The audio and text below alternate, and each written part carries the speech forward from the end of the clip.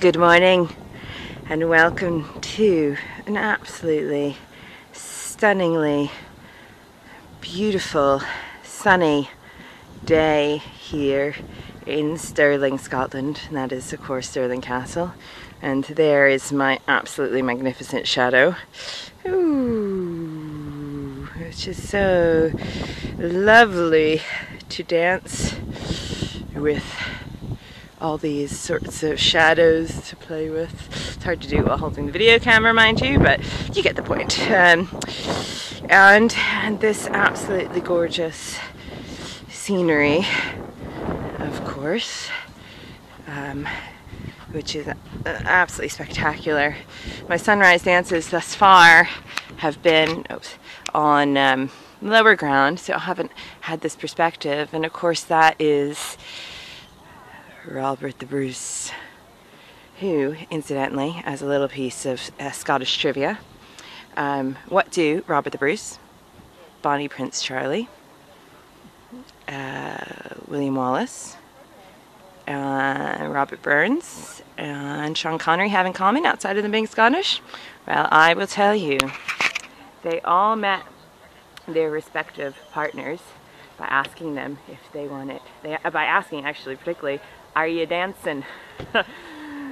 So that is, so dance has always been a very important part of the heritage here of Scotland and with our heroes, quite amazingly. So today I got here before the sun peeked its head above the distance, and actually as I was dancing I saw the big golden orb, just absolutely magnificent, hovering above the horizon, and it was magical, truly magical. And I felt like I was like Robert the Bruce was there, kind of going, yeah. I think, yeah, why? And that was. So I felt like I had this like kind of like guardian spirit here, kind of like really. I felt like he was really enjoying it actually. And it's interesting because I was dancing today in particular. I had a really absolutely humbling experience yesterday. As you know, I've been a bit stressed and feel quite guilty about being stressed actually, but that makes me look at certain things in my life and reevaluate. So it's all a learning experience, and I'm out of that now for the most part. Circumstances haven't changed. It's just my thinking of them has changed, because I know I'm going to be fine at the end of the day, and I am fine. I have so much support in my life.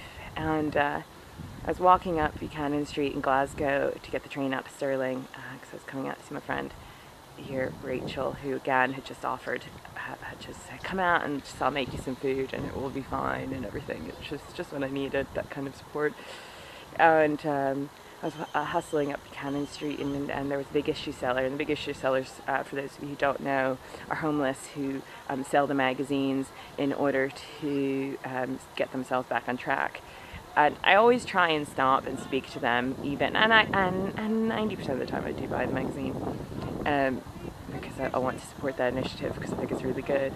But I literally had enough money in my purse to get me to Stirling, and I said to the guy, who was so lovely, I said, listen, I'm really sorry, I only have exactly, I was pinching pennies out of the bottom of my purse yesterday, to like counting up the exact pennyage to get me to Stirling.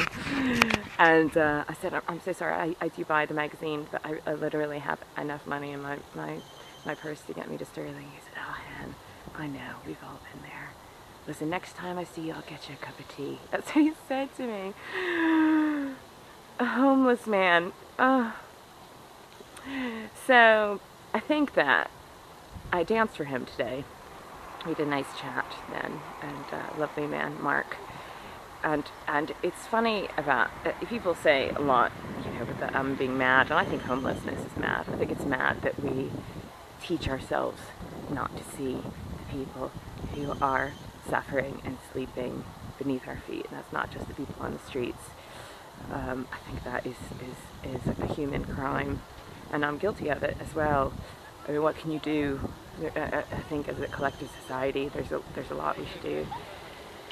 but he was so generous, this man, and in his heart, and and I've had so many wonderful experiences in connecting with homeless folks. Actually, they often see them when I'm dancing. There was another man, Roberto, who was probably a little worse for wear last week when I was down in the Brumalot, and stopped and just had a minute of clarity with me and connected with me, and then was on his way. And of course the time that Stephen came and danced with me on the Brumalot last year, who was also homeless and I didn't know, and last year when I was doing the 24-hour dance marathon, and there was a homeless man who, by any standards of our own judgmental selves, we probably would have misjudged for being all kinds of things.